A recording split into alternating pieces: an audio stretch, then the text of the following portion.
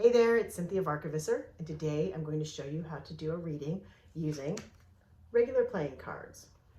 I love doing readings with regular playing cards or teaching people how to do readings with regular playing cards. Not because tarot and oracle cards don't work, they absolutely do, and I have mad respect for those who read those cards. It's that there is an absence of symbols, and so it's easy for people to start trusting their intuition and not get so overwhelmed with all the symbology within the cards. And then as they start working with their intuition, it's easier for them to work their way into tarot cards or find their way into another avenue of intuitive work just by trusting their intuition. So to get started, I need to make two intentions. One is for my client. What would I like for my client? So today, you are all my clients. So what is the reading for us? The second are the intentions of what the symbols mean on the deck. Now, 52 playing cards, 4 suits, there are actually a lot of symbols, right? So red and black, suits, the numbers themselves, breaking them down to odd numbers and even numbers, breaking them down to low numbers, high numbers, face cards, and that wicked, wicked ace, as well as whether or not we want to work with jokers. And it's the beautiful thing because we get to set the intention ourselves. When people start, I always recommend that we start with 2 to 9 because again, we're just working on learning to trust our intuitive voice and our ears.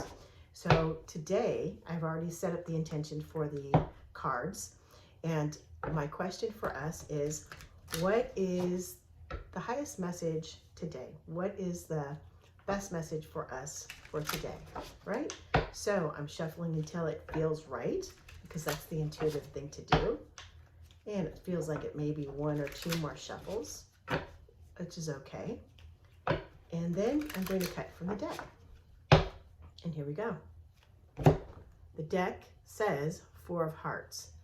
Now, I've already set up all the symbols. So this is about working with our emotions today. This is about finding balance on our emotions today. So we are all emotional, especially at this time in our lives because of COVID, as well as the weather is being a little bit funky, especially if you're in the Bay Area like we are, like I am.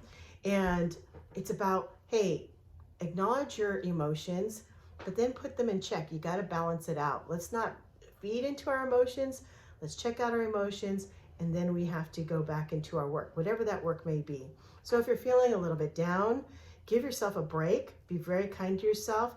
Go for a little bit of a walk, or I love my backyard, so I would hang out in my backyard for a few minutes just to get the ability to acknowledge my feeling and then move on from my feeling. It's not that it's going away. I'm not discounting it, but it's just moving on so that we can have balance. That's the other thing. So the thing is about balance. It's also about how does feeding into our emotions affect our big picture? It's really easy when we're emotional to get into the weeds and not get out into the forest, right? So it's about really taking a look at our bigger picture by keeping, I won't say in check, but by acknowledging our emotions and then allowing that to subside so that we can go ahead and continue on. So this is a way that you can work with your deck. There's also an easy way to deal with a psychic question using a deck. So a psychic question, to me, I like to say is like walkie-talkie style. It's a direct connect. So it's great for yes/no questions, direct future questions. I will also tell you there are certain things that are static and everything else is malleable, right? Which means that there are certain things that we can say for sure. And then there's a little bit of a moving target with psychic stuff. So, you know, boy baby, girl baby, parking space, it's all psychic, right? And it's really important. Just like all your senses, your psychic, your intuitive, and channeling work together, right? A great meal is not just how it tastes, but how it smells and how it looks. And my great grandmother used to say in Dutch, het oog moet ook wat, which means your eyes need to be fed as well. It also needs something. So let's just do a psychic reading for today, just to give you an example.